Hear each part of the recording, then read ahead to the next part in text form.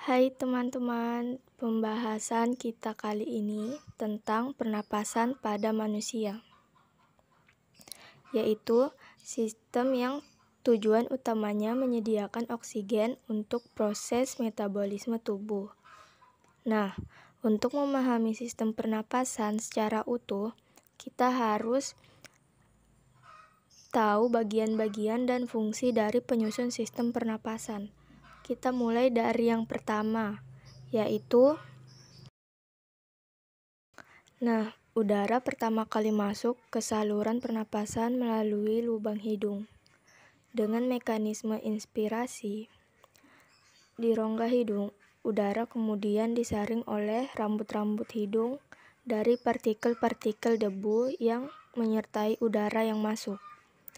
Nah, selain itu, udara juga akan dihangatkan dan akan dilembabkan sesuai dengan suhu tubuh. Dari rongga hidung, udara selanjutnya mengarah ke faring, yaitu persilangan tempat jalur udara dan makanan bertemu. Jadi, pada faring ini adalah tempat dilaluinya udara pernapasan dan makanan yang berasal dari mulut. Setelah melalui faring, udara akan memasuki laring. Di belakang lidah dan di depan laring terdapat epiglotis yang berfungsi mengatur masuknya udara dan makanan ke salurannya masing-masing. Ketika makanannya ditelan, laring bergerak ke atas dan mendorong epiglotis sehingga menutupi glotis. Glotis ini adalah bukaan trakea atau tenggorokan. Hal ini memungkinkan makanan menuruni efagus menuju ke lambung. Ketika makanan turun menuju lambung, glotis terbuka sehingga memungkinkan udara pernapasan masuk ke laring yang merupakan bagian atas dari saluran pernapasan. Di laring juga terdapat kotak suara.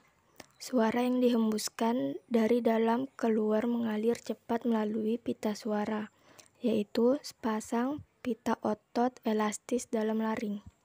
Suara dihasilkan ketika otot-otot di dalam kotak suara menegang atau kontraksi yang kemudian merentangkan pita suara sehingga bervibrasi atau bergetar.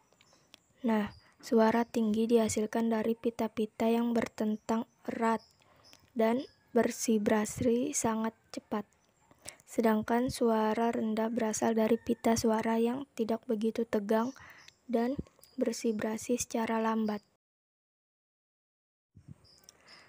Dari laring, udara masuk ke dalam trakea. Di dinding trakea ini terdapat kartilago atau tulang rawan yang memperkokoh trakea, sehingga saluran ini akan tetap terbuka. Selain itu, terdapat epitelium yang melapisi trakea hingga bronkus. Epitelium ini ditutupi oleh silia pada permukaannya dan selapis mukus atau cairan lendir yang tipis. Nah, mukus ini berfungsi untuk merangkap debu, polen, dan kontaminan-kontaminan kecil lain yang lolos dari rongga hidung. Silia ini berdenyut dan bergerak seperti ombak menggerakkan mukus ke atas menuju faring. Tempat mukus tersebut akan ditelan atau dibuang dengan sengaja keluar melalui mulut.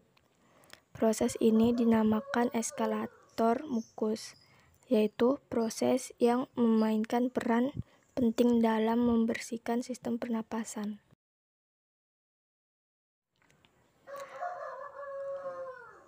Dari trakea selanjutnya terdapat dua cabang yang disebut bronkus.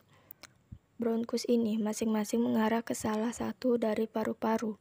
Bronkus bercabang-cabang lagi di dalam paru-paru menjadi saluran-saluran kecil yang disebut bronkiolus. Udara kemudian memasuki alveoli. Kumpulan dari alveoli disebut alveolus, yang merupakan kantung udara di ujung bronkiolus. Oksigen dari udara yang memasuki alveoli akan terlarut di dalam selaput lembab yang melapisi permukaan dalam alveoli dan kemudian akan berdifusi dengan cepat melintasi epitelium ke dalam kapiler darah yang mengelilingi setiap alveoli.